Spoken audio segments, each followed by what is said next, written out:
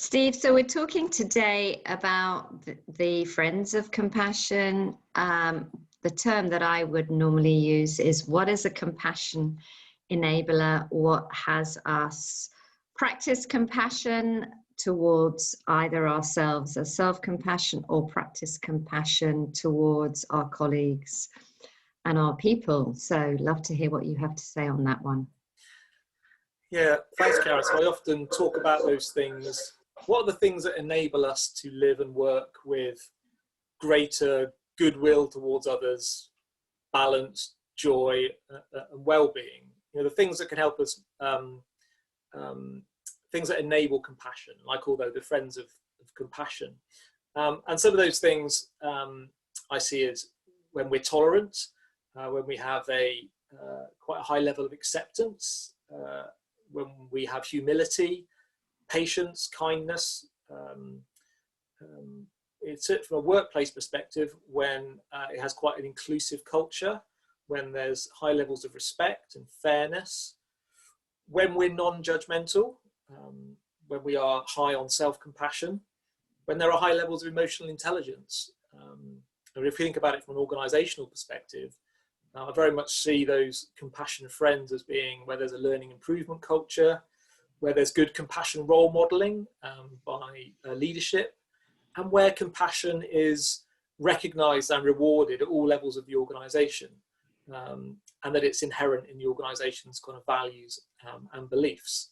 And then lastly, where there are high levels of interpersonal trust, respect and civility in the organization and its interactions between people. And I can't underestimate how important I think civility and courtesy is actually in day-to-day communication. So there are some of my friends of compassion. Karen, what's your response to that? Yes, I'm with you. And I'm reflecting on one of the key pieces is that the culture of compassion is really very much led from the top. And it's something that the leaders in the organization have, let's say, a calling to follow, a passion to follow, and have the ability to, if you like, educate their people on the value of first of all, the practice is self-compassion. And from there, the practice is compassion towards others. So from a self-compassion perspective, what I find is enabler is when we are experiencing some suffering, and whenever that comes up for those that I'm working with, I'm always talking about that this is a wonderful opportunity to practice self-compassion, because it's very easy to forget about self-compassion if everything feels good and everything goes well. Then self-compassion or compassion can just disappear. So when we are experiencing some suffering, then we can bring our compassion practices to the foreground and practice compassion. But we definitely want to be in an environment where that is appreciated and valued, and in an environment where the organization can see how it's beneficial, not just to the emotional well-being and mental health of their people, but also because organizations, for the most part, are in business to make a profit, that it is contributing to the bottom line and to the results of the organization. So once that can be seen and measured, that is another motivator and an incentive and an encouragement to practice both self-compassion and compassion towards others. And the final thing I guess I want to say is to do with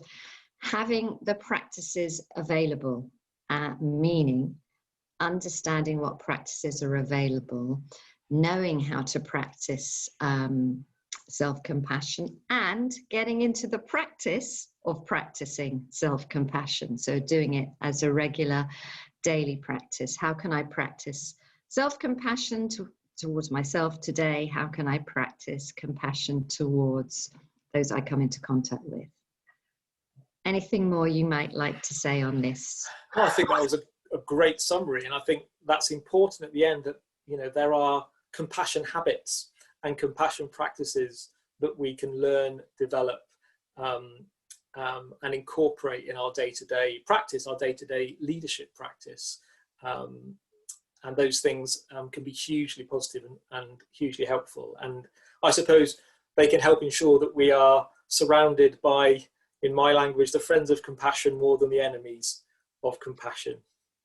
Yes, absolutely. So I'm curious to hear what those who are listening to this have to say about enablers, friends of compassion. What helps those who are listening practice self-compassion? Interesting to hear. Great, let us know. Okay, Karen, speak to you next week. Take care. Bye-bye.